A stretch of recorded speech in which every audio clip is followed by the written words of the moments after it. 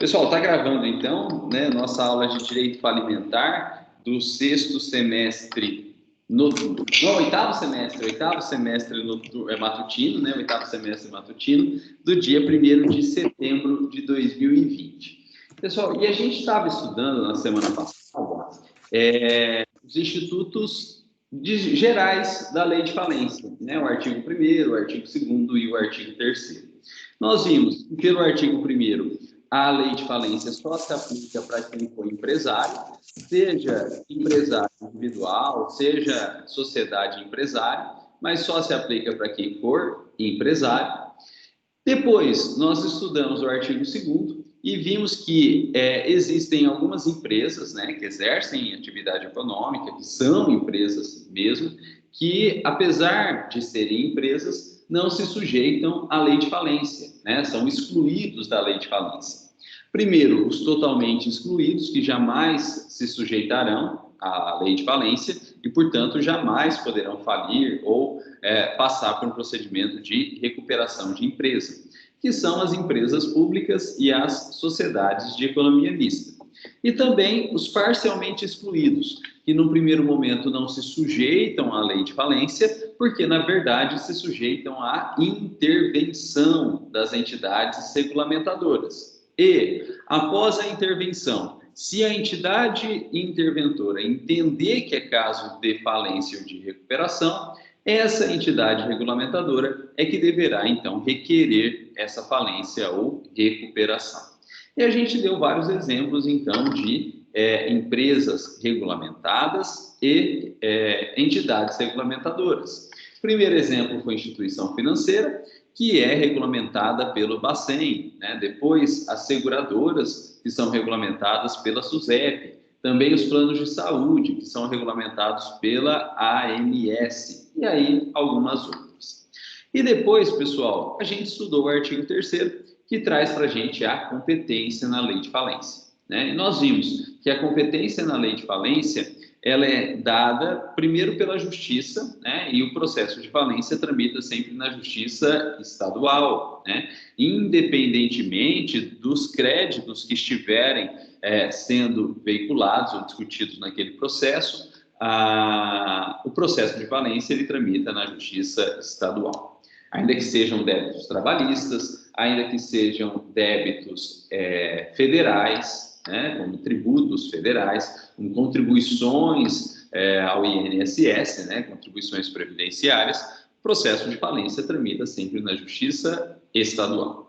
E dentro aí da justiça estadual, passamos a estudar a competência territorial e nós vimos que o processo de falência ele tramita sempre na comarca do principal estabelecimento da empresa, entendendo esse principal estabelecimento através de um critério econômico, né? Justamente no qual a empresa concentra as suas atividades empresariais, as suas atividades econômicas. Então, o principal estabelecimento é o local onde a empresa, então, movimenta mais dinheiro, tem a maior planta industrial, tem mais empregados, que pode ou não corresponder com a sede,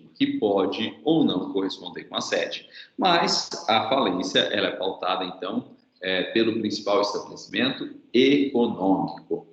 E aí, então, nós passamos a estudar o Foro Universal da Falência. Nós passamos, então, a estudar o Foro Universal da Falência. Por quê? Porque esse Foro Universal da Falência, ele nada mais é do que a concentração, a atração de todos os processos envolvendo o falido para a vara da falência. Não só para a comarca da falência, mas para a vara onde tramita a falência, né? E a gente costuma usar o termo, então, que a vara da falência ela tem força atrativa, né? Ou até em latim, visa atrativa, porque ela tem um condão, então, de atrair todos os processos que envolvem aquela empresa falida, né? Para a mesma vara, para a própria vara onde tramita o processo de falência. E eu disse para vocês que para entender essa ideia de força atrativa e de foro universal da falência, a gente precisava relembrar, né, verificar aí um outro foro universal que a gente tem no direito brasileiro, no processo civil brasileiro, que é o foro universal do inventário, né? O foro universal do inventário funciona da mesma forma que na falência, porque também é um foro universal. O foro, a vara que tramita o processo de inventário, e inventário nada mais é o bem, o processo que tenta reunir os bens de um falecido para pagar as dívidas desse falecido e então repassar o remanescente desses bens aos herdeiros, né, se torna também competente para todo e qualquer processo que envolva o falecido, de modo que todo e qualquer processo que envolva o falecido tem que tramitar na mesma vara, né, em que está o inventário dos bens do falecido. Normalmente até em apenso, né, em anexo.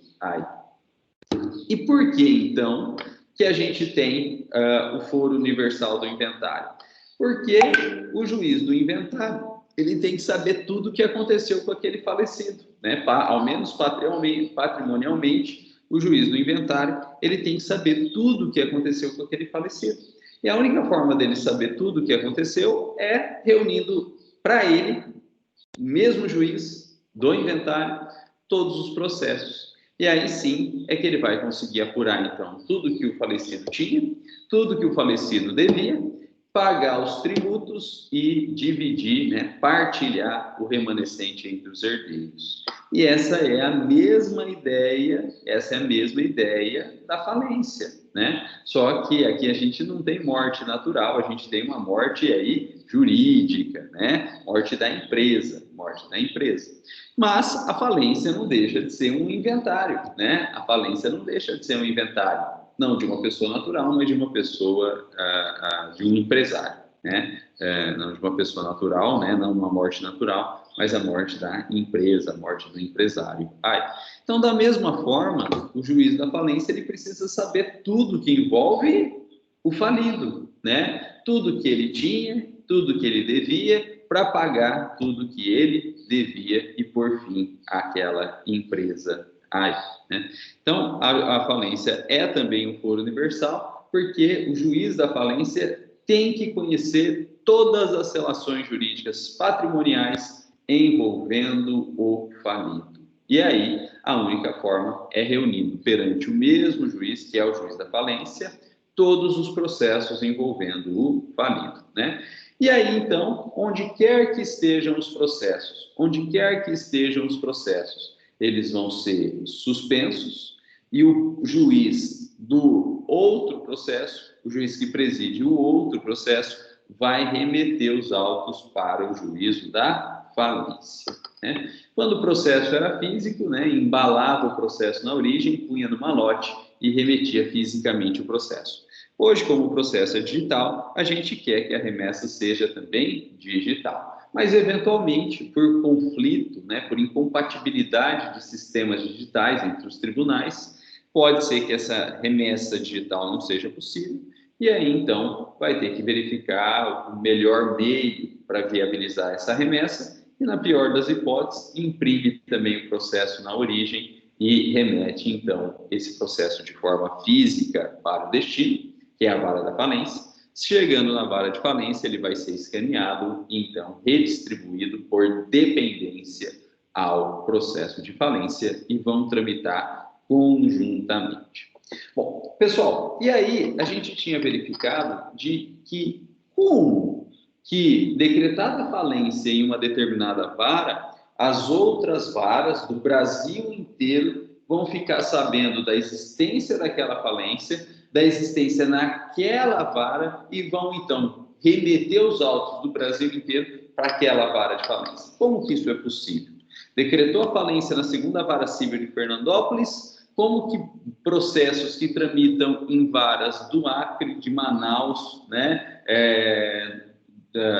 do Rio Grande do Sul, né, vão ficar sabendo da existência do processo de falência aqui em Fernandópolis? Pessoal, muito simples, muito tranquilo, por dois motivos. Primeiro, Porque quando o juiz decreta a falência de uma empresa ou decreta a recuperação daquela empresa, o juiz, ao fazê-lo, ele oficia a própria junta comercial onde aquela empresa está registrada. Ele oficia a junta comercial onde a empresa está registrada.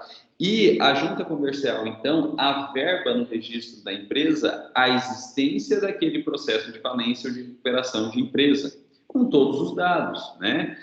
Estado, comarca e vara, né? Que tramitem até o número do processo. E a gente já viu que as informações constantes na junta comercial, elas são públicas, né? E então, é só pegar uma certidão na junta comercial que a gente vai descobrir, então, todos os dados pertinentes àquela falência ou àquela recuperação de empresa. Porque o juiz enviou, o juiz da falência ou da recuperação enviou.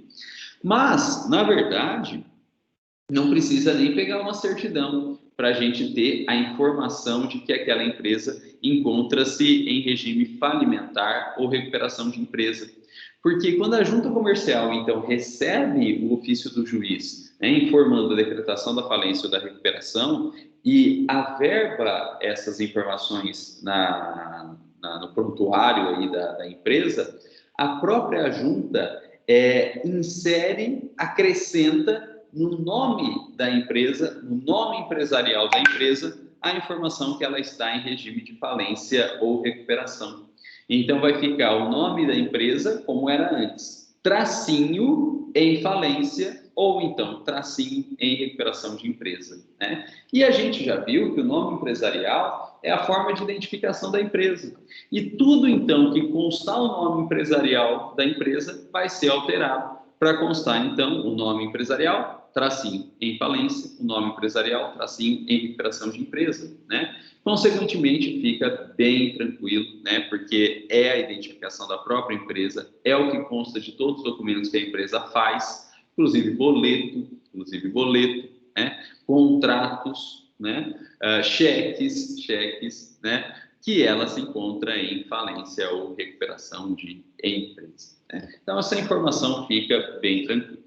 E o segundo motivo, a segunda forma com que os demais juízes vão ficar sabendo da existência da falência ou da recuperação de empresa em uma determinada comarca, em uma determinada vara, é que a própria empresa vai informar. A própria empresa falida ou em recuperação vai sair informando, então, esses outros juízes da existência do processo de falência, de recuperação, e mais que isso, a própria empresa, então, vai pedir a remessa desses autos dos outros juízes para o foro universal da falência. E por quê, pessoal? Por quê? Simples. Uma questão de facilitação mesmo, uma questão de economia mesmo. É muito mais fácil de você lidar com um processo único, ou ainda que vários processos, mas em um único local, do que você lutar, né? Você lutar e lidar com vários processos distintos em vários locais diferentes, possivelmente espalhados pelo Brasil inteiro, né? E reunir esses processos, portanto, gera economia processual, gera economia financeira, né? E facilitação de tramitação. Em vez da empresa, então, ter que lidar com processos em N locais, tendo, então, advogados diferentes em N locais, tendo que se deslocar para fazer audiência em N locais, a empresa, então, comunica esses demais processos e requer, então, a reunião deles no juízo da falência, concentrando tudo no mesmo local, gerando economia processual, gerando economia financeira. E, pessoal, a gente não pode esquecer que a falência já se processa na comarca onde a empresa tem seu principal estabelecimento.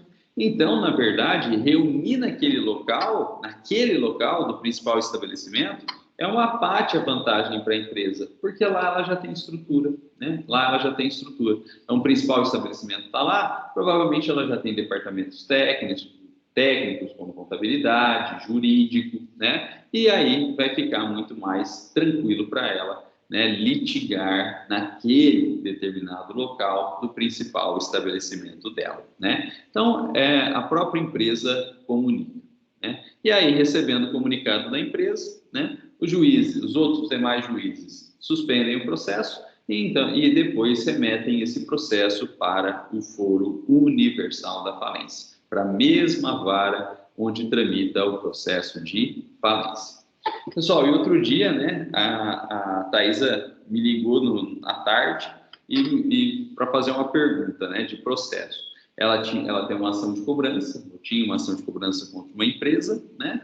E aí essa ação de cobrança estava tramitando, e aí a empresa falou que ela estava em recuperação de empresa, né? E aí o juiz nem abriu vista, né? Nem abriu vista para a Thaisa como representante da autora, como advogado da autora se manifestar. O juiz já suspendeu o processo por 180 dias, né? E não decidiu sobre remessa, mas suspendeu de cara o processo por 180 dias. E aí a Thaisa me ligou e falou, isso está certo? O que eu tenho a ver com a recuperação? Isso está certo, né? Isso está certo, porque é determinação legal que decretada a recuperação de empresa, todos os processos ficam suspensos por 180 dias. Aí a Thaisa perguntou, mas o juiz nem abriu vista para mim. Eu falei, está certo também, né? Podia abrir? Podia, mas na verdade nem precisava, porque é determinação legal. Então você, né, como autora, podia falar o que quisesse, que o juiz ia suspender de qualquer jeito esse processo, porque é determinação legal. E o que então as outras partes, né, podem fazer diante dessa situação em que se suspende o processo e se remete o processo? Nada, gente, nada. É determinação legal, né? Determinação legal. O juiz pode até abrir vista para a parte contrária, né? Então a própria empresa comunica a falência ou a recuperação. O juiz pode até abrir vista para a parte contrária, mas a parte contrária pode alegar o que quiser e não altera essa decisão e esse procedimento, porque ele decorre de força de lei, né? Então vai suspender e vai remeter, não tem jeito. Bom, pessoal, com isso, então, nós terminamos o foro, né, universal da falência, que a gente já tinha visto no finalzinho da aula passada, mas eu achei por bem relembrar, né? Por quê? Porque o foro universal da falência é a regra, Mas como toda boa regra em direito, existem exceções, né? E, portanto, existem algumas ações que não se sujeitam à regra, não se sujeitam ao foro universal da falência. O que significa dizer, então, que elas continuam no foro de origem, né?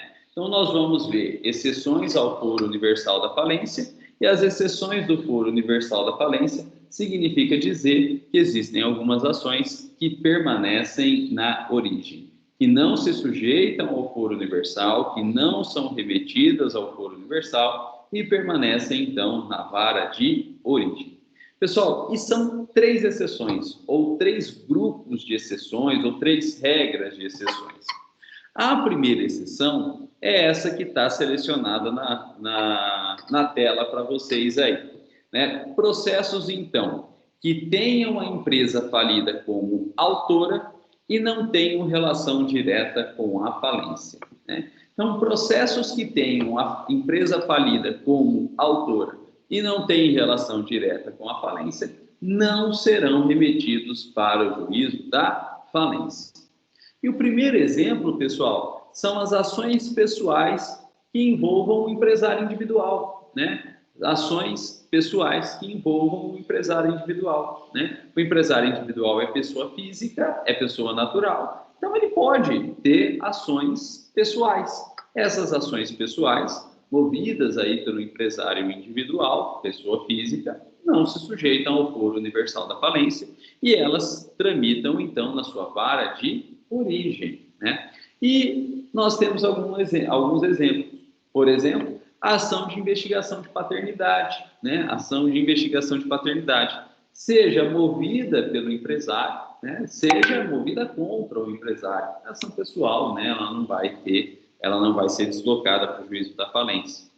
Também, pessoal, a ação de divórcio, a ação de separação, né? Lembrando que o empresário individual é pessoa física, então ele pode estar sofrendo uma falência, uma recuperação e passar aí por um processo de separação, um processo de divórcio do seu vínculo matrimonial ou uma ação de reconhecimento de solução de união estável, né, do seu vínculo aí em união estável.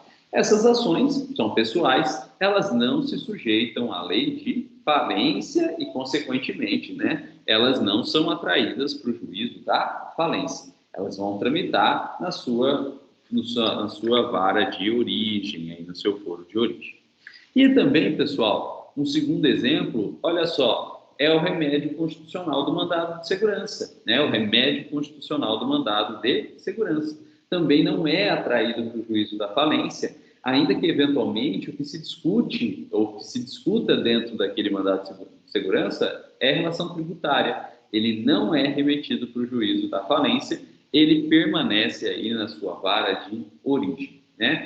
E por quê?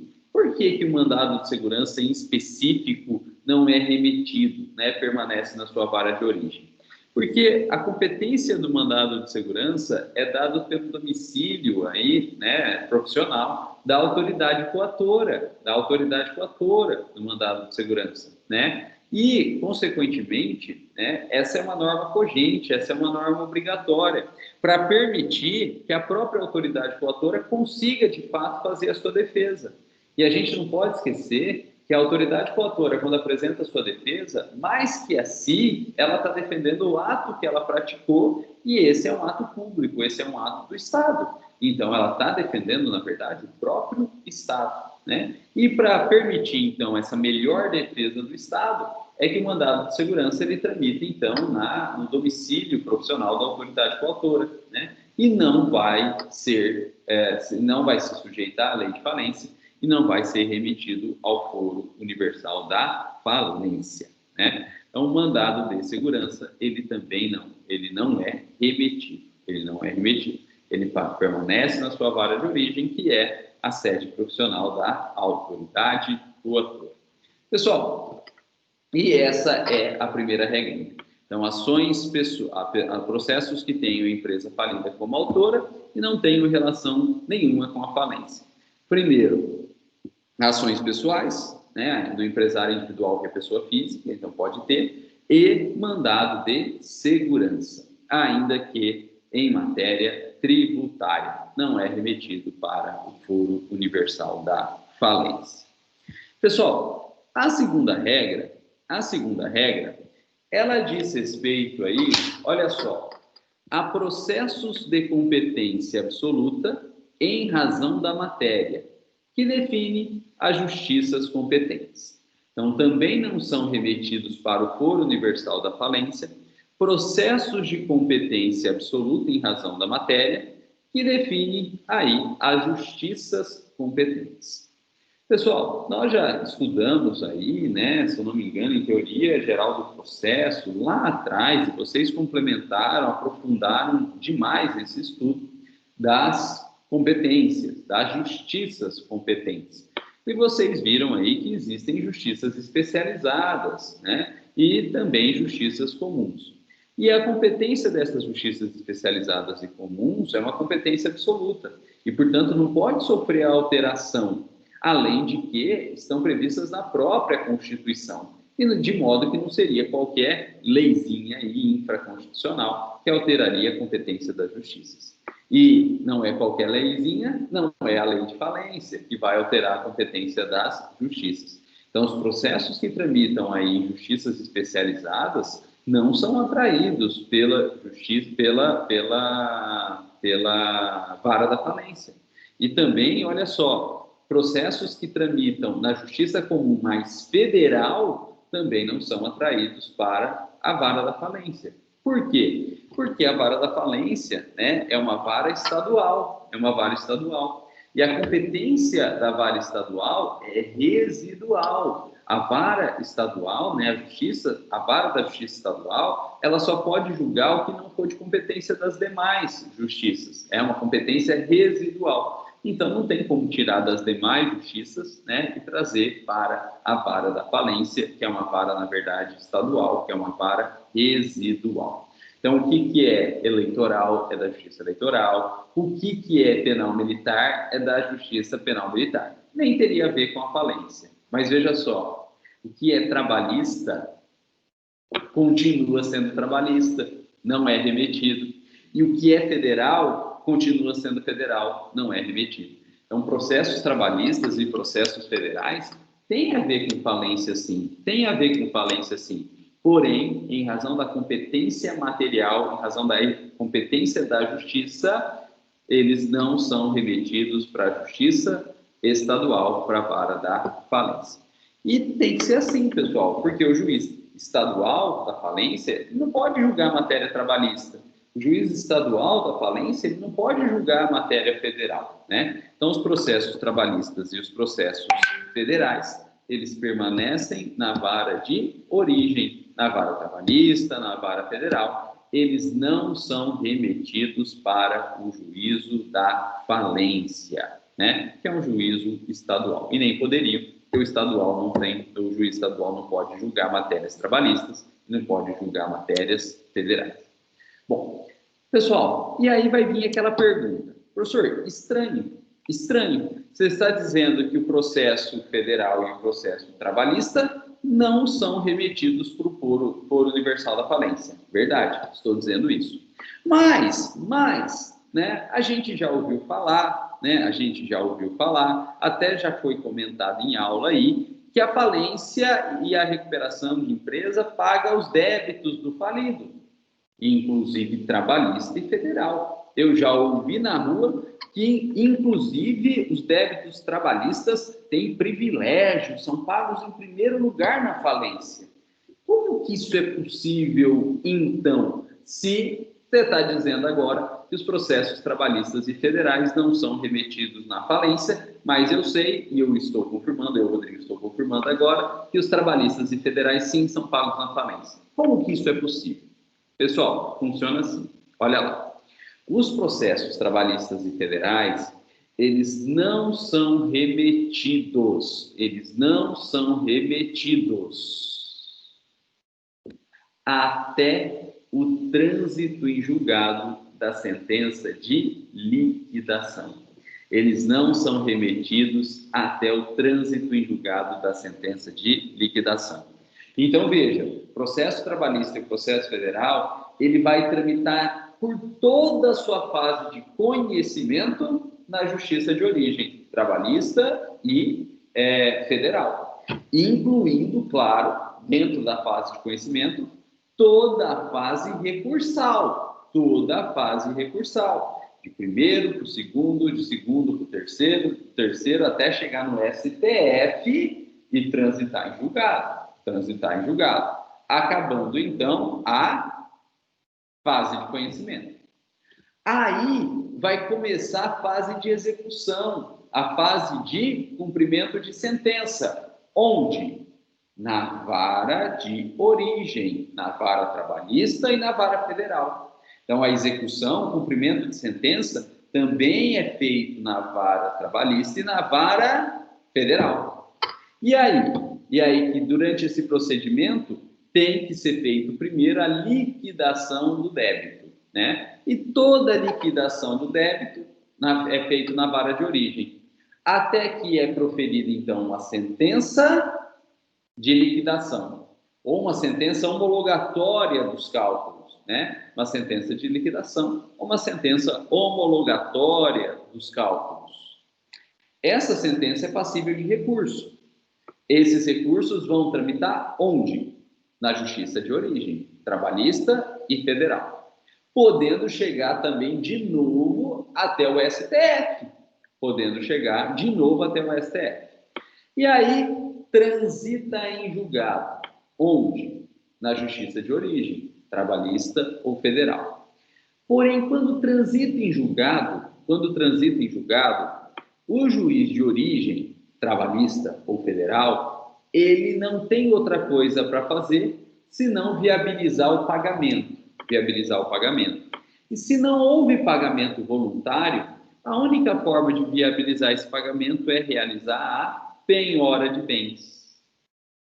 Só que aí o juiz de origem não pode. O juiz de origem não pode penhorar bens. O juiz trabalhista e o juiz federal não vai poder penhorar bens. Por quê?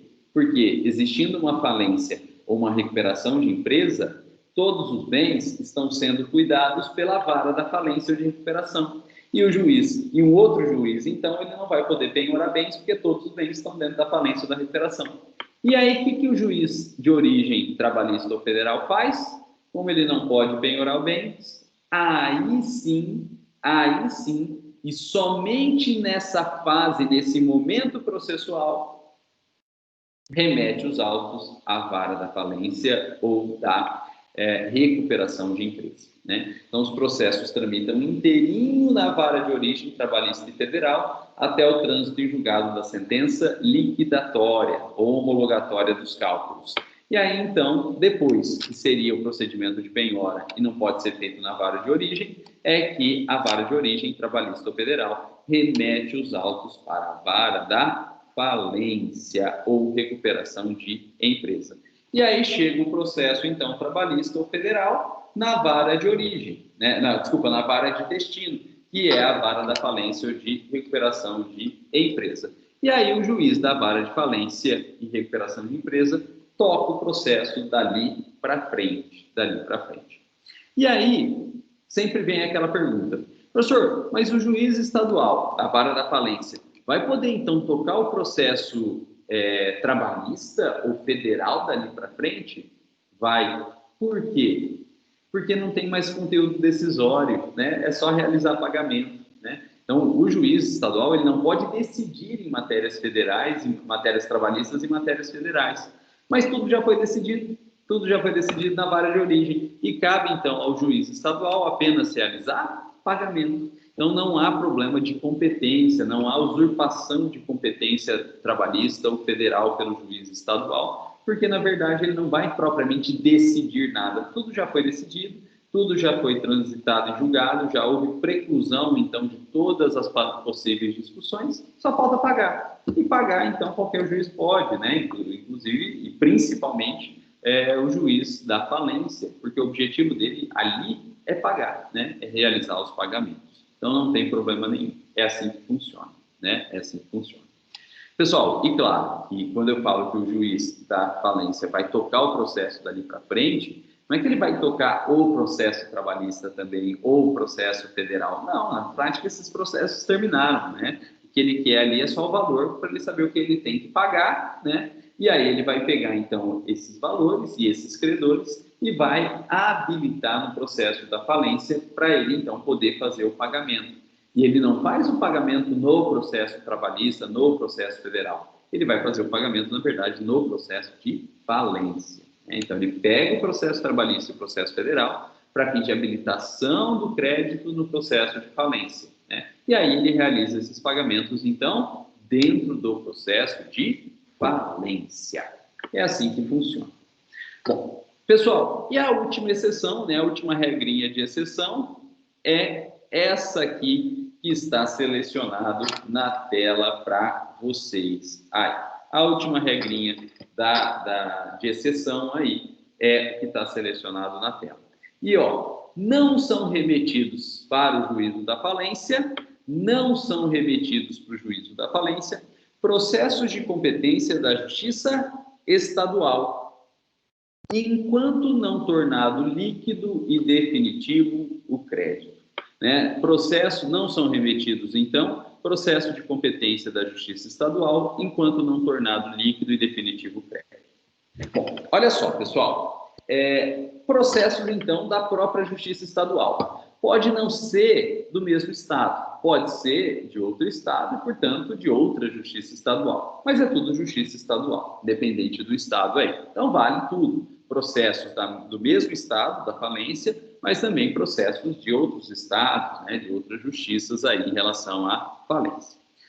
No primeiro momento, esses processos poderiam ser remetidos de qualquer modo, esses processos poderiam ser remetidos tranquilamente, né? Porque não há problema aqui de competência. Aqui não há problema de competência, porque tanto a falência tramita na Justiça Estadual, quanto esses demais processos aqui, dessa exceção, também tramitam na Justiça Estadual. E a Justiça Estadual, então, tem a mesma competência em qualquer lugar do Brasil, em qualquer estado do Brasil, competência residual. E, portanto, não teria problema nenhum, né, de competência para a remessa.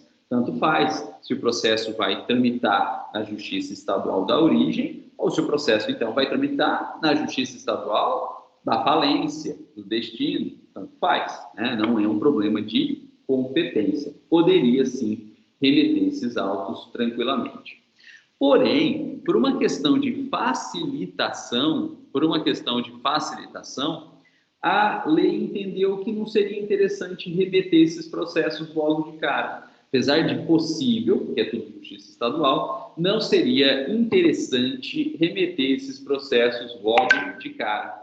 E também para os processos da Justiça Estadual, a lei resolveu aplicar a mesma sistemática dos processos da Justiça Federal e Trabalhista.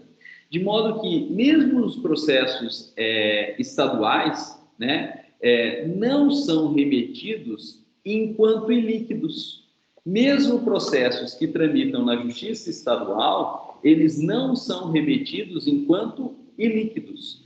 Então, é necessário a liquidação e o trânsito em julgado da sentença de liquidação ou homologatória dos cálculos na Justiça Estadual da vara de origem. E depois, então, do trânsito em julgado da sentença de liquidação ou homologatória dos cálculos, é que o juiz estadual da origem vai remeter os autos para o juiz estadual também da vara de destino, que é a vara de falência ou recuperação de empresa, né? Então, também os processos aí de justiça estadual, né, eles aguardam o trânsito em julgado da sentença de liquidação, né, ou da sentença homologatória dos cálculos, e somente então que o juiz estadual da origem remete os autos para o juiz do destino, que é a vara de falência. Por quê? Né? Por quê? Gente, já pensou se o juiz da falência tivesse que decidir, além da falência, todos os demais processos, né, que estão tramitando, que estão tendo discussão, que estão tendo instrução probatória? Isso aí na prática ia ficar inviável, né? Então, para tornar viável essa sistemática, também para os processos estaduais aplica-se a sistemática da prévia liquidação na origem. E aí, então, o juiz estadual da origem liquida, remete os autos, e o juiz da falência, na verdade, ele não vai decidir mais nada, né? Ele não vai decidir mais nada. Ele só vai realizar os pagamentos. Ele habilita o processo estadual no processo de falência e realiza os pagamentos, né, desse processo estadual dentro do processo de falência, né? É só habilitar e realizar os pagamentos dentro do processo da falência. E essas, então, são as 3 exceções ao foro universal da falência. Mas veja que, pessoal, é interessante que, na prática, essas exceções são tão amplas, né, que o foro universal da falência, por si, né, ele acaba, apesar de ser a regra, ele acaba bastante mitigado, né, bastante diminuído. Mas é assim que funciona. A gente tem essa regra, que aparentemente é uma regra gigante, mas quando a gente trabalha com as exceções, que também são gigantes, né, as exceções comem bastante da regra aí, né? E a regra acaba, na prática, ficando um pouco, né, na verdade, bem menor aí. Mas essas são as exceções. Quais são elas mesmo?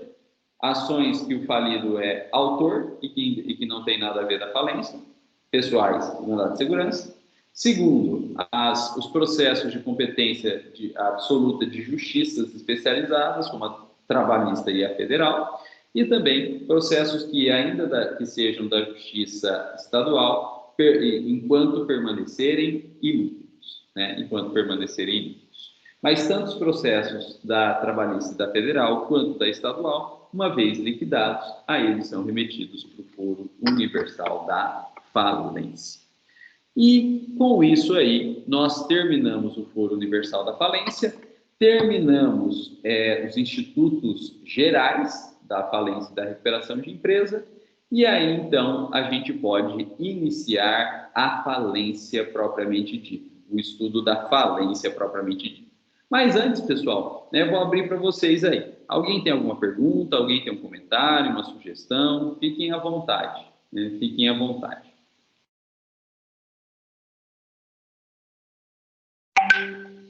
Ninguém?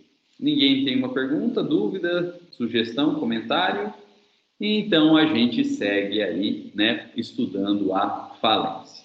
Bom, pessoal, nós já estudamos um pouco de falência, né? Nós já temos até uma ideia do que é falência, né? Seja pela vida, né, do dia a dia aí, seja pela vida do dia a dia, que a gente escuta bastante falar, seja aí pelos comentários iniciais da nossa disciplina, a gente já tem uma ideia do que é a falência, né? E a falência, né, ela gera, sim, um encerramento da empresa, né? E é um encerramento forçado, porque normalmente a empresa não quer, né, os sócios normalmente não querem encerrar a empresa, mas vem um terceiro, né, que são os credores dessa empresa, e com a decisão do juiz, conseguem a decretação da falência da empresa, encerrando as atividades dessa empresa. E aí? E aí que todos os bens da empresa vão ser reunidos, também todas as dívidas da empresa serão reunidas, daí a necessidade do foro universal da falência. Esses bens vão ser vendidos, o dinheiro arrecadado, então, vai para a empresa, né? Vai para a empresa, e a empresa, então, né, através do juiz, vai poder realizar os pagamentos desses credores, né? Quanto mais credores forem pagos, melhor, né? Mas a gente sabe que isso é muito difícil na prática, né?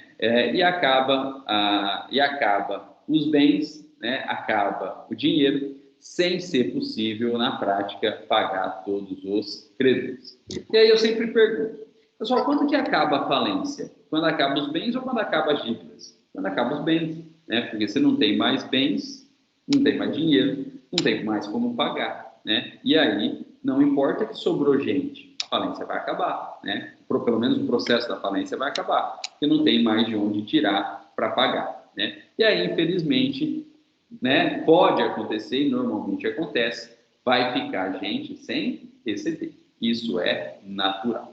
Bom, pessoal, essa é a ideia que a gente tem da falência, é uma ideia correta, mas a gente precisa trazer agora o conceito base e técnico da falência.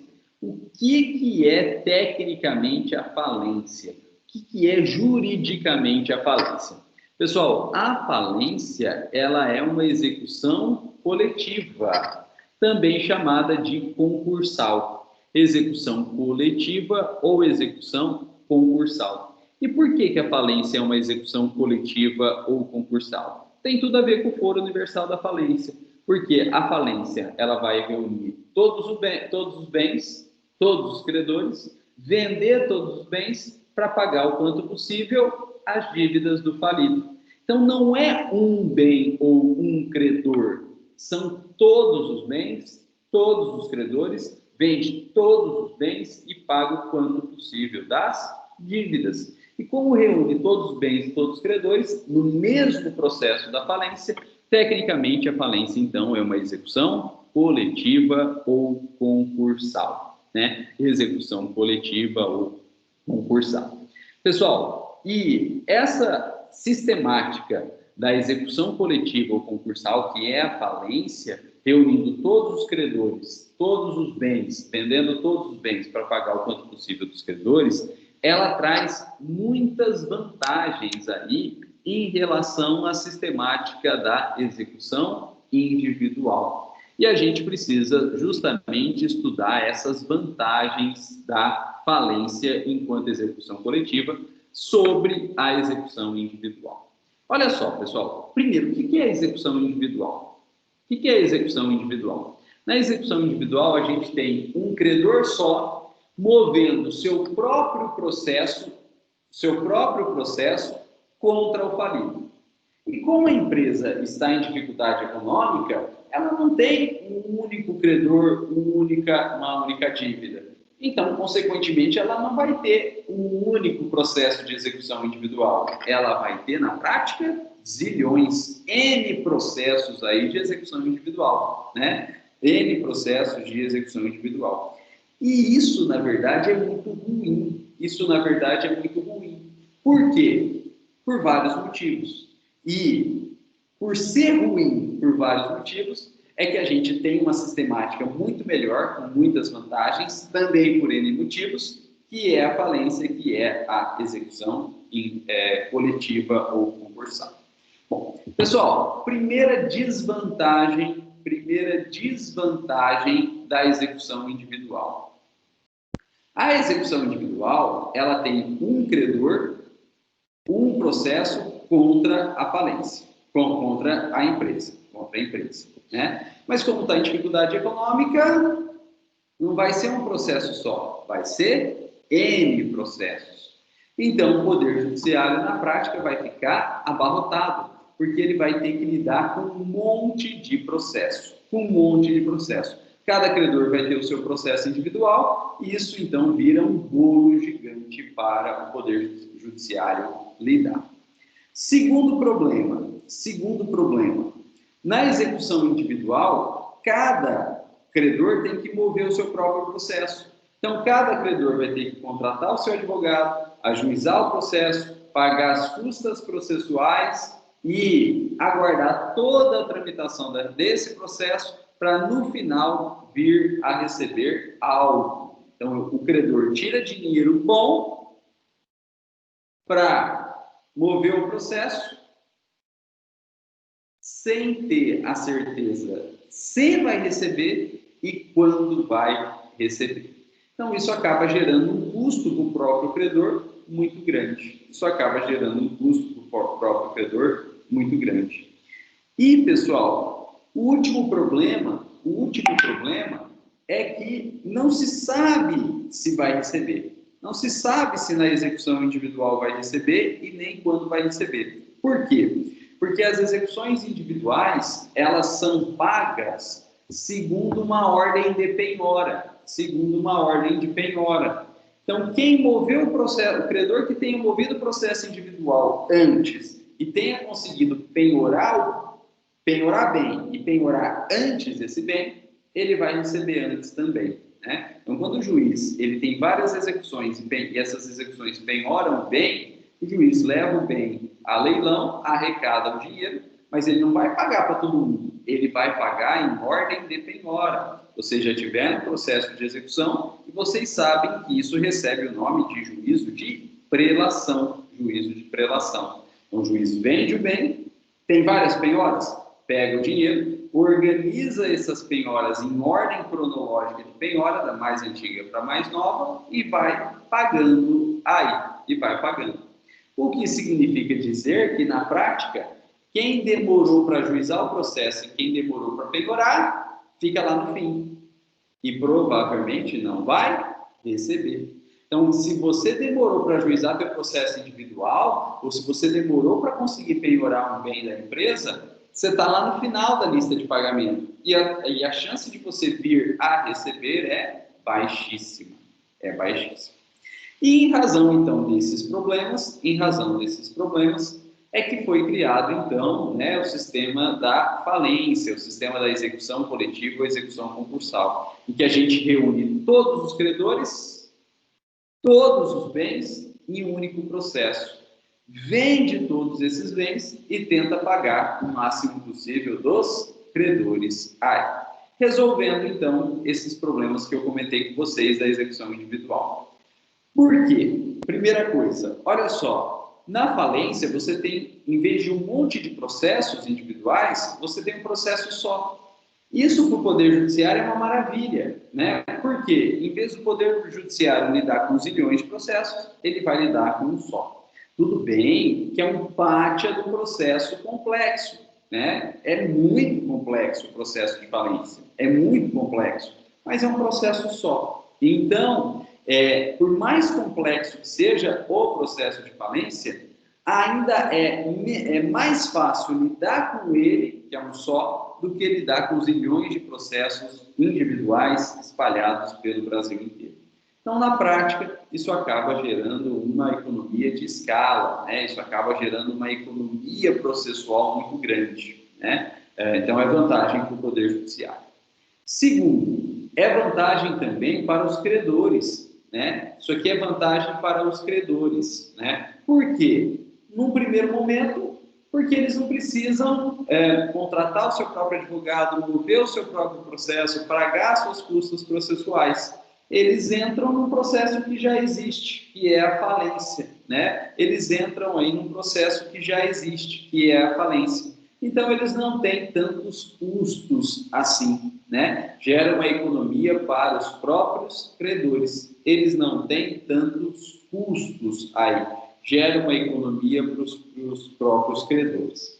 Mas, além dessa vantagem econômica para os credores, né? A falência, ela acaba trazendo uma vantagem muito interessante para os credores, que é dada por esse princípio aqui do par condício creditório, né? A grande vantagem, né, para os credores, né? A economia é uma vantagem, mas a grande vantagem para os credores é dada por esse princípio do par condício creditório. O que significa par condício creditório? Significa pagamento do crédito em igualdade de condições. Par condício creditório significa pagamento do crédito em igualdade de condições. E esse princípio do par condício creditório, do pagamento dos créditos em igualdade de condições, ele rege toda a sistemática dos pagamentos dentro de uma falência. Por quê? Porque ele vai pagar os créditos na falência não em ordem de penhora, até porque não tem processo individual mesmo, é tudo junto, então nem tem penhora. Ele vai pagar esses créditos em ordem de importância. Os créditos na falência, eles são pagos em igualdade de condições em ordem de importância. Então, veja lá, na falência, o credor que precisa mais vai receber antes, e o credor que precisa menos vai receber depois. Isso é uma vantagem para os credores, né? Por quê? Veja só, pessoal, se nós não tivéssemos o juízo da falência e fôssemos para o juízo individual, no juízo individual, recebe antes quem penhora primeiro. Então, quem moveu o processo primeiro e quem penhorar primeiro vai receber antes. E quem moveu o processo depois e penhorar depois vai receber depois. Quem vocês acham que vai conseguir penhorar primeiro? O banco, que já tem título executivo, que já tem departamento jurídico, que já sabe quais são os bens da empresa, porque provavelmente já pediu uma garantia real, como uma hipoteca, como uma caução, como um penhor, como um anticrese, como uma alienação fiduciária, ou o empregado, que foi mandado embora, aí ficou assustado, sorte dele foi o seguro-desemprego, aí procurou um advogado, aí o advogado teve que reunir documento, aí o advogado teve que ajuizar a reclamação trabalhista, aí teve que tramitar toda a reclamação trabalhista, ganhar, liquidar a reclamação trabalhista para poder fazer a penhora. Quem vocês acham que vai mover o processo antes? Quem vocês acham que vai penhorar antes? E quem vocês acham que, consequentemente, vai receber antes? O banco ou o empregado? Claramente o banco. Mas quem precisa mais? O banco ou o empregado? Claramente o empregado. Mas, como o empregado, apesar de precisar mais, penhorou depois, a chance do banco levar tudo e não sobrar nada para o empregado é muito grande. E aí o empregado, apesar dele precisar mais, ele tem mais chance total de não receber nada. Isso se não tivesse falência. Mas tendo falência, não importa que é o banco ou que é o empregado, está todo mundo em igualdade de condições. E mais que isso, vai receber antes quem precisa mais. Ou seja, o empregado recebe antes. O empregado tem privilégio. Paga primeiro o empregado que precisa mais. E se sobrar, é que vai pagar os demais credores que precisam menos. Olha que parte a vantagem é o juízo da falência, né? Olha que parte a vantagem é a sistemática da falência. Então, havendo falência pelo princípio do par condício creditório, não importa a estrutura econômica, não importa a agilidade, não importa quem tenha movido o processo antes ou depois. Penhora não vai ter, mas não importa quem tenha movido o processo antes ou depois. Está todo mundo no mesmo barco, está todo mundo em igualdade de condições. E o juiz da falência vai pagar primeiro quem precisa mais. E depois, se sobrar dinheiro, é que ele vai pagando os demais créditos aí, né? Então, por empregado, isso é uma parte a vantagem, porque ele, na prática, né, ele consegue, tem mais chance de receber dentro da falência do que fora de falência, né, em execuções individuais. Né? E quando eu falo isso, né, sempre tem aquela pergunta: professor, mas e os outros credores que precisam menos, por exemplo, o banco? Se tiver dinheiro, vão receber. Se não tiver, fazer o quê? Faz parte, né? Se não tiver, fazer o quê? Faz parte, né? E aí vocês vão me perguntar: nossa, professor, então o banco não é tão interessante ter falência? Ainda é, ainda é. Por quê? Porque o banco está do meio para cima. Se a gente pegar a lista de credores, tá, dos primeiros que vão receber antes para baixo, o banco está do meio para cima. Então, ele ainda tem chance de receber. O que significa dizer também que tem um monte de gente que está atrás de banco, né? Aí esses caras podem dançar, né? Então, tem um monte de gente atrás de banco, né? E aí esses caras podem dançar sim, podem ficar sem receber. Mas ainda para o banco é interessante porque ele está do meio para cima. Mas tem gente que está lá embaixo e assim, essas pessoas que estiverem lá embaixo podem sim ficar sem receber na falência. Mas ficariam sem receber de qualquer forma, né? Na prática, ficariam sem receber de qualquer forma. Então, faz parte. E aí, vocês vão me perguntar: professor, qual que é a ordem? Não vou falar agora, né? Não vou falar agora. Por quê? Porque a gente tem muita coisa ainda para estudar para conseguir entender essa ordem, né? Tem muita coisa que a gente precisa estudar para conseguir entender essa ordem. Então, não é didaticamente ou pedagogicamente interessante falar ela agora. Até porque se eu falar não vai dar tempo nem de vocês entenderem, nem de anotarem.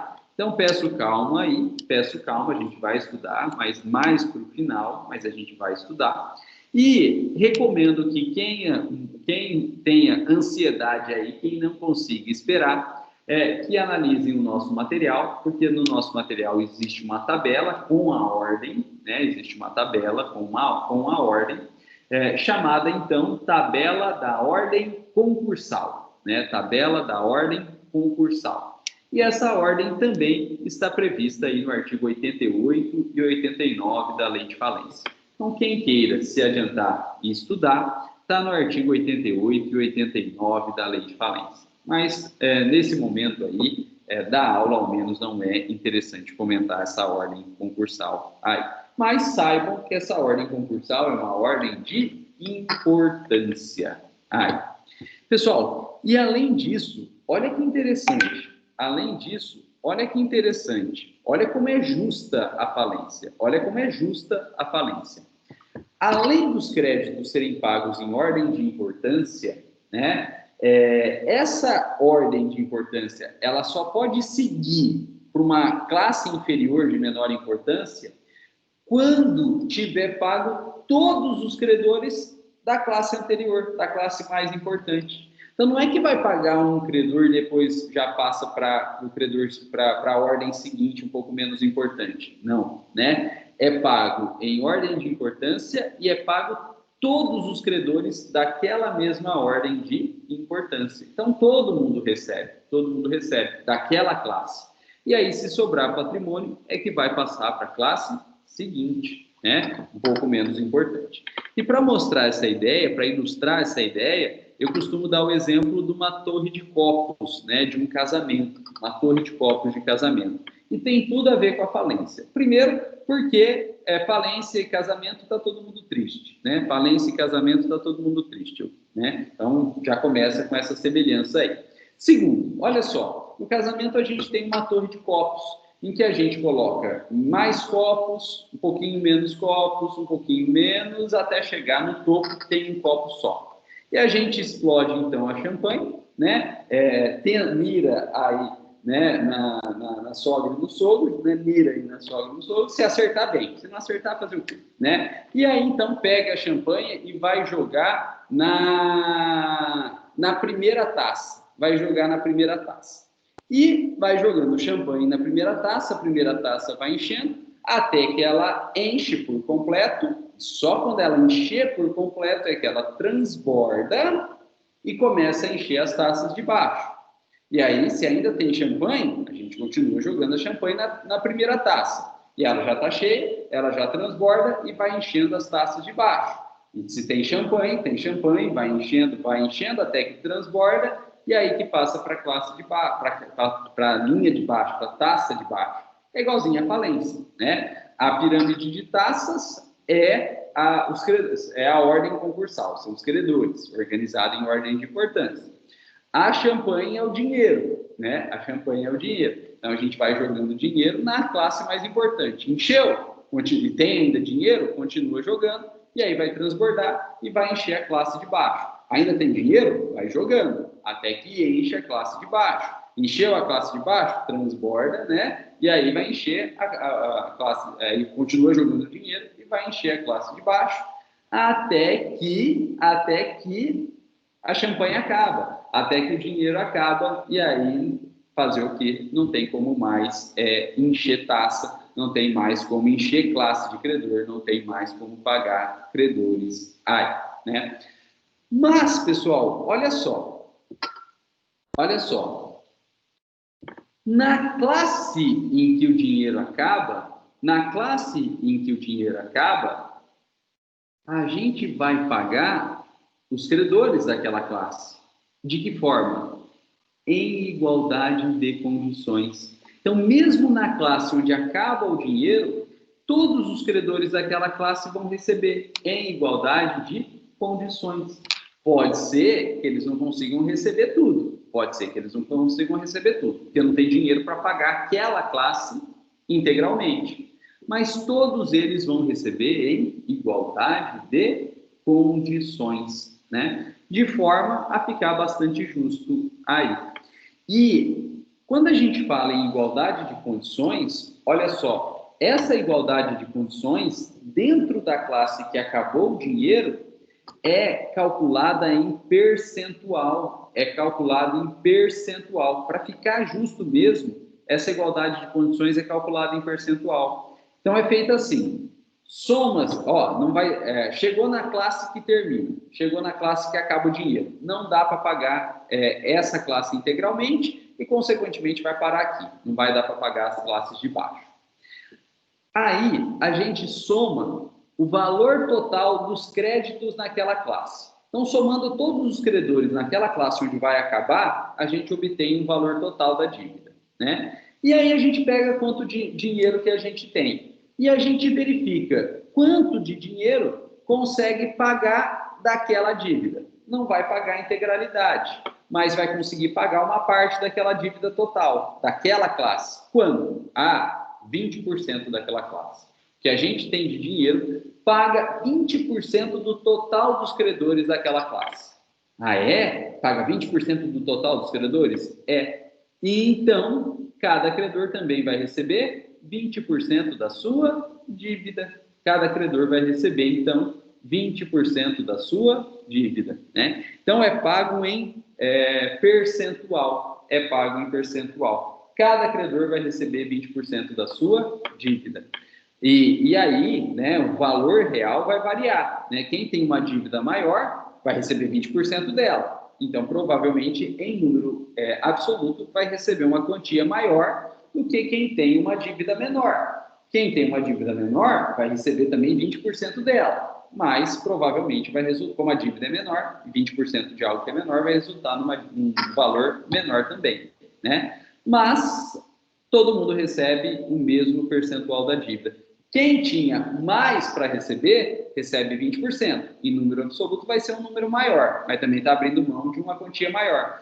Quem tinha menos para receber, vai receber 20%. Em número absoluto vai ser uma quantia menor, mas também vai estar abrindo mão de uma quantia menor. Né? Com isso, a gente tem igualdade real dentro da falência. A gente tem igualdade real dentro da falência. Por quê? Porque os débitos são pagos em ordem de importância, do mais importante primeiro, os menos importantes em segundo lugar. Da classe que está sendo pago, a gente paga a integralidade da dívida daquela classe para poder seguir para as classes subsequentes. E terceiro, na classe de credores que acaba o dinheiro, é calculado um percentual e cada credor recebe em percentual, recebendo, portanto, o mesmo percentual e abrindo mão também do mesmo percentual. Ainda que varie em números absolutos, o percentual é o mesmo para todos, de modo que recebe proporcionalmente e abre mão também proporcionalmente. Tudo isso, então, dentro da sistemática dos pagamentos da falência, dado pelo princípio do par condício creditório. Tudo isso é sistemática do par condício creditório. Então, pelo par condício creditório, os créditos na falência são pagos em ordem de importância. Pelo princípio do par condício creditório, paga-se a integralidade da classe antecedente para seguir para a classe subsequente. E na classe em que termina o dinheiro, paga-se em igual percentual a todos os credores. E esses são, então, as 3 decorrências do par condício creditório, que é muito justo, né? E por isso, pessoal, eu costumo dizer que a falência, ela tem uma função social até, né? Porque ela acaba protegendo os credores mais necessitados, porque eles recebem antes, e ela acaba, na verdade, se estruturando com uma igualdade real dentro do próprio sistema de pagamentos aí, né? Ela se estrutura dentro de uma igualdade real dentro do sistema de pagamentos, né? Então, ela gera uma função social. Bom, pessoal, vimos então as vantagens para o Poder Judiciário, né? Diminuindo o número de processos. Vimos as vantagens para o credor, porque ele tem uma economia muito grande, porque ele não precisa mover seu processo individual, e também em razão dos efeitos do sistema de pagamento da falência dado pelo par condício creditório, que é a função social da falência aí. E com isso, pessoal, a gente pode ver a vantagem da falência para a sociedade, né? Decorrente desse sistema de pagamento, decorrente dessas vantagens aos credores, nós podemos verificar que a falência gera vantagem para a própria sociedade. A falência gera vantagem para a própria sociedade. Por quê? Pelo seguinte, olha só, se na falência quem recebe antes é quem precisa mais, e quem precisa mais recebe antes, o impacto social da falência de uma empresa acaba sendo menor. Porque se quem precisasse mais recebesse depois, e quem precisasse mais ao receber depois, na prática ficaria sem receber, esse credor, quebraria também. Porque se ele precisa mais e não recebe, ele quebraria também. Se o credor fosse pessoa física, como os empregados, passariam a depender integralmente do Estado, né, do sistema de assistência social, né, do Estado, né, ou previdência social do Estado, como o INSS, aí, né? Se o credor fosse outra empresa e precisando não viesse a receber, né, essa empresa quebraria também, né? E aí teria todo o impacto da falência dessa outra empresa aí, mandando embora os funcionários, ficando sem receber, né? E isso geraria, na verdade, uma reação em cadeia dentro da sociedade. A quebra de uma empresa levaria à quebra de tantas outras empresas aí, gerando uma reação em cadeia na sociedade, né? E se, ao contrário, a gente faz os pagamentos em ordem de importância e igualdade de condições na falência, né, a chance do empregado vir a receber é maior. Então, ele passa a depender menos do Estado. E a chance de uma empresa pequena aí, né, vir a receber também é maior. Então, né, a chance dela própria, credora, vir a quebrar, acaba sendo mitigada, né, acaba sendo diminuída. né? Então, a sistemática da falência, ela gera benefício social porque ela reduz o impacto da quebra de uma determinada empresa, né? Ela reduz o impacto social da quebra de uma determinada empresa. Olha que interessante, né? E daí, porque eu comentei sobre a função social da falência. E por fim, pessoal, a falência, ela gera vantagem, na verdade, para o próprio empresário. A falência gera vantagem também para o próprio empresário falido. Por quê? Porque na falência, e também decorrência do princípio do par condício creditório, existe uma sistemática diversa e própria da falência de quitação dos débitos do falido, né? Existe uma sistemática diversa e própria da falência de quitação dos débitos do falido. Funciona assim. Nas execuções individuais, portanto, sem falência, a quitação total só é dada se o devedor pagar a integralidade da dívida. Então, nas execuções individuais, sem falência, para conseguir quitar 100% da dívida, para ter quitação total, o devedor tem que pagar 100% da dívida. Se ele pagar 99,999, mas deixar de pagar, então, esse 0,0001, ele não pagou a integralidade da dívida. E se ele não pagou a integralidade da dívida, ele não teve quitação total. Então, ele continua devendo. Ele continua devendo. Ah, professor, mas ele não tem mais dinheiro para pagar. Não interessa. Ele continua devendo, né? Até prescrever a dívida. Até prescrever a dívida.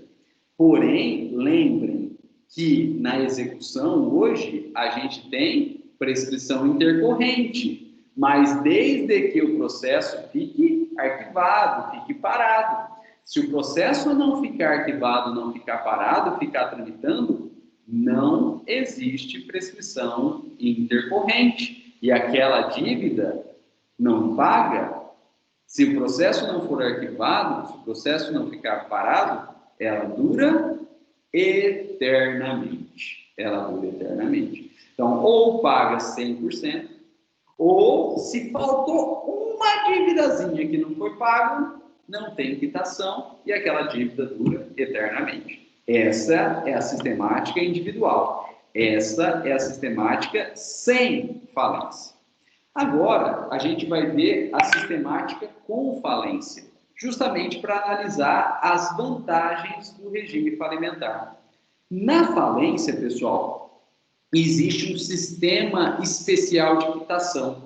Na falência, existe um sistema especial de quitação. Por quê? Na falência, ainda que a empresa falida não pague tudo, e normalmente não paga, ainda que a empresa falida não pague tudo, ela pode sim obter quitação total. De modo que ela não pagou tudo, mas o direito dá para ela a quitação total e é como se ela tivesse pago tudo. Ela não pagou, mas é como se ela tivesse pago tudo. Então, ela sai da falência sem dívida. Ela sai da falência sem dívida.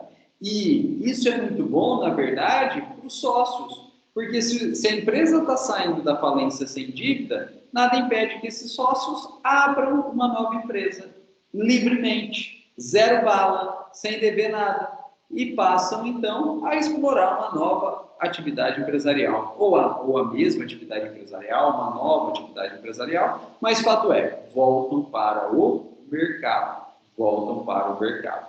E aí vocês vão me perguntar, professor, isso é um absurdo, por que o sócio, então, não pagou tudo e vai poder voltar ao mercado com uma nova empresa, com uma nova atividade empresarial?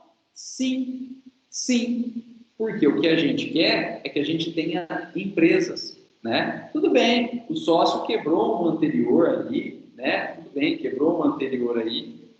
Mas se, porque ele quebrou um anterior, ele não possa mais abrir empresa, a gente vai diminuir muitas possibilidades, os empreendedorismos, né? O número de empresas abertas. E quanto menos empresas abertas, menos emprego, menos renda, menos desenvolvimento, né? Então, a gente quer que o sócio saia zero bala, né, saia sem dívida e possa abrir uma nova empresa, porque a gente quer ter empresa, a gente precisa ter empresa para ter desenvolvimento econômico, né? E em razão disso, então, é que na sistemática da falência, né? Em razão disso, é que na sistemática da falência existe, então, esse regime especial de quitação, em que a empresa não paga tudo, mas ela tem quitação total. É como se ela tivesse pago tudo e ela sai de lá zero bala para poder exercer novas atividades empresariais.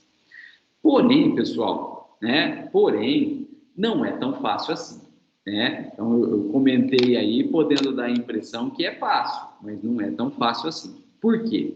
Porque, na verdade, né, a empresa, ela tem uma regra, então, ela precisa ter um mínimo de pagamento, né, para poder, então, sair plenamente quitada.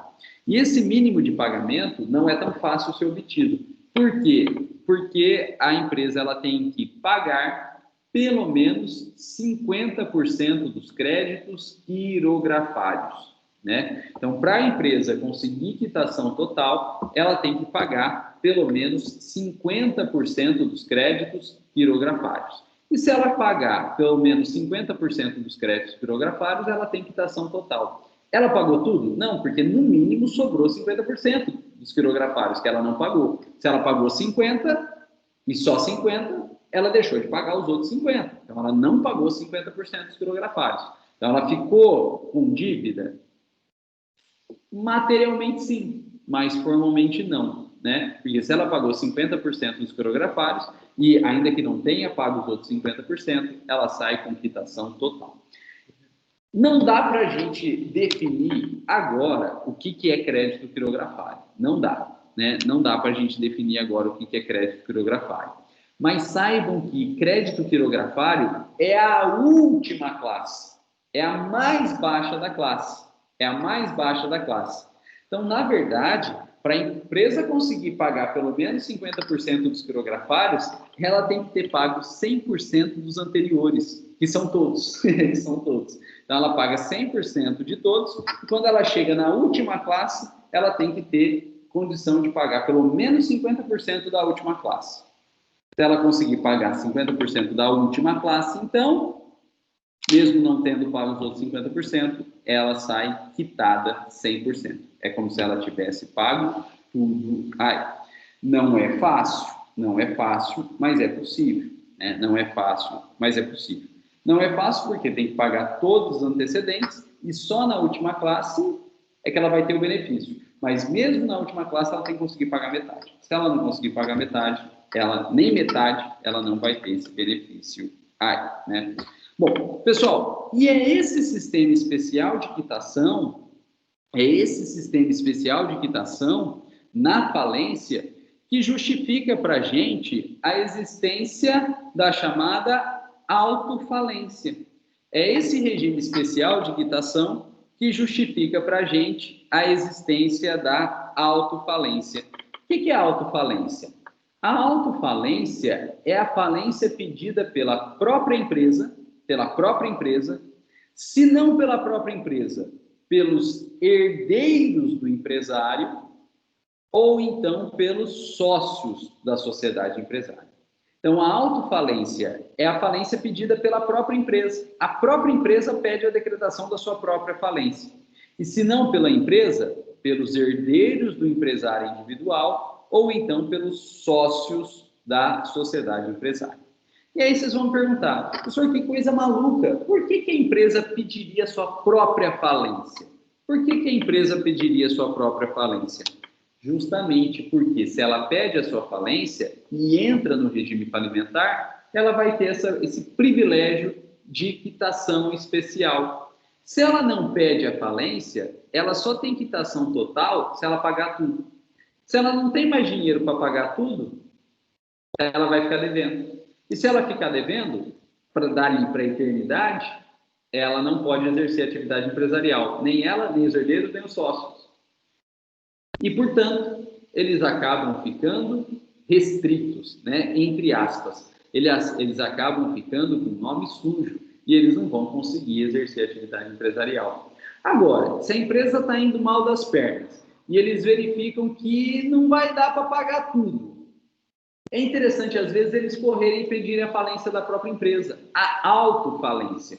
Por quê? Eles entram no regime falimentar e, se eles não têm dinheiro para pagar tudo, não tem dinheiro para pagar tudo, mas tem dinheiro para pagar pelo menos 50% dos quirografários, eles ficam devendo, assim, eles ficam com débito, né? Porém, eles ficam com débito, se eles conseguirem pagar 50% dos quirografários, eles vão ter do direito do juiz quitação total, né? E com isso, então, eles saem de lá sem dever nada. Né? Isso é interessante, porque aquela empresa vai para o pau, mas os herdeiros do empresário individual e os sócios da empresa, né, entre aspas, não tem restrição, não tem nome sujo, vão poder voltar ao mercado abrindo uma nova empresa, né? Então, em razão desse regime especial de quitação,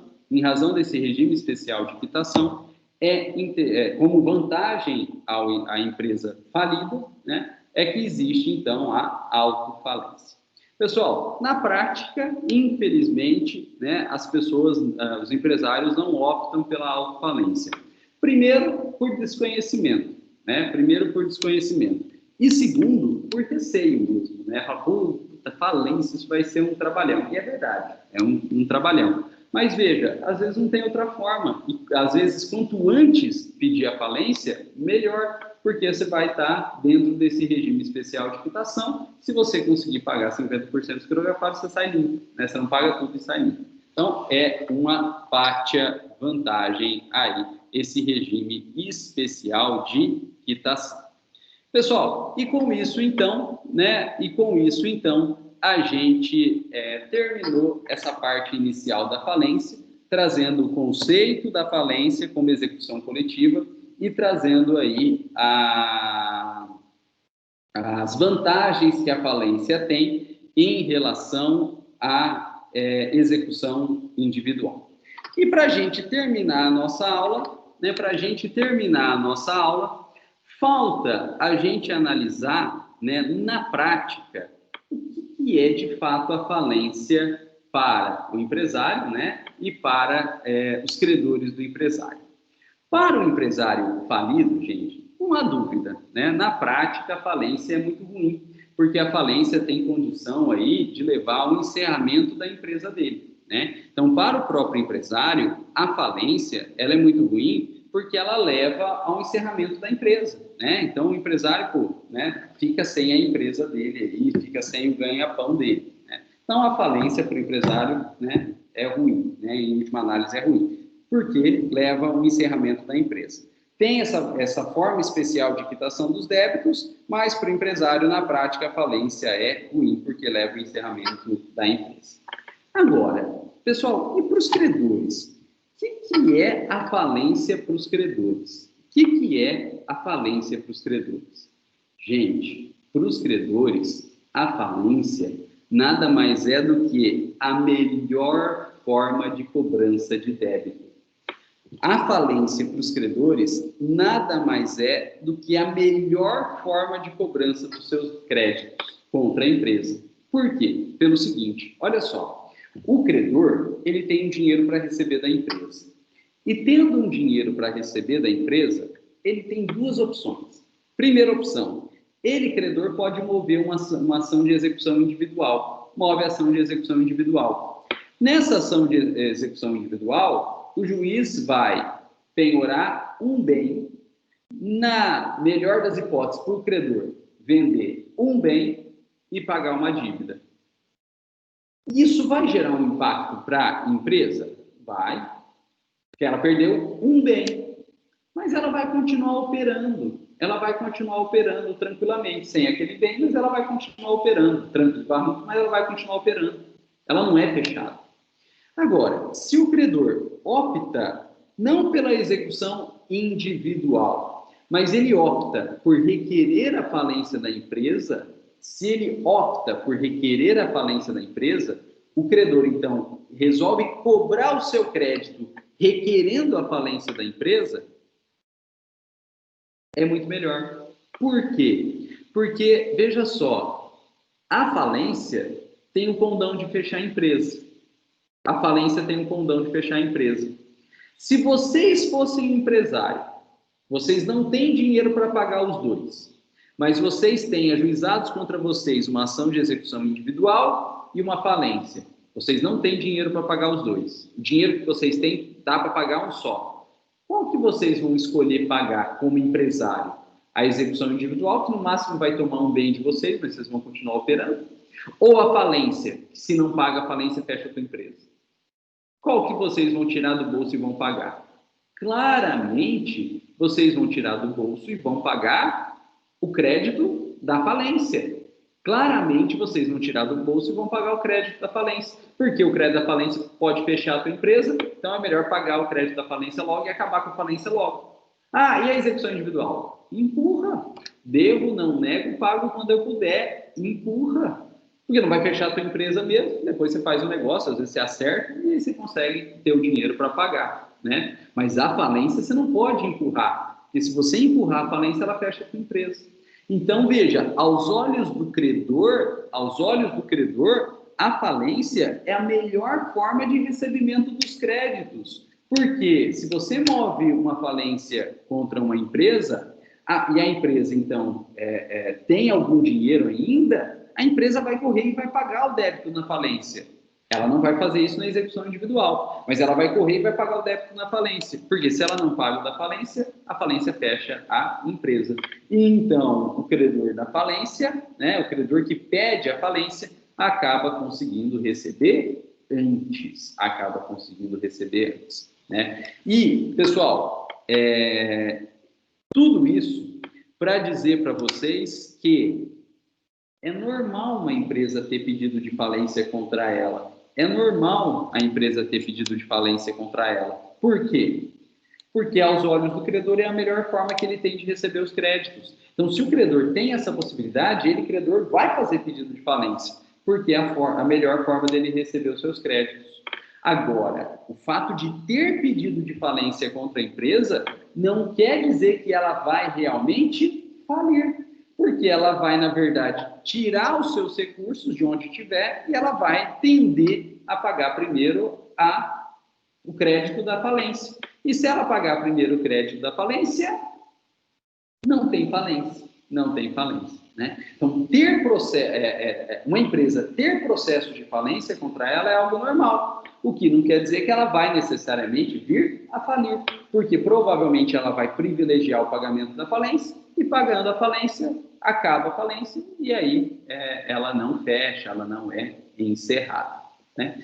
E com isso, então, a gente termina o nosso conteúdo de hoje. Né? E eu vou, então, encerrar o vídeo aqui, pessoal, a gravação do vídeo, né, para não ficar muito longo, agradecendo a presença e a paciência de todos, e a gente abre, então, para perguntas, comentários, questionamentos.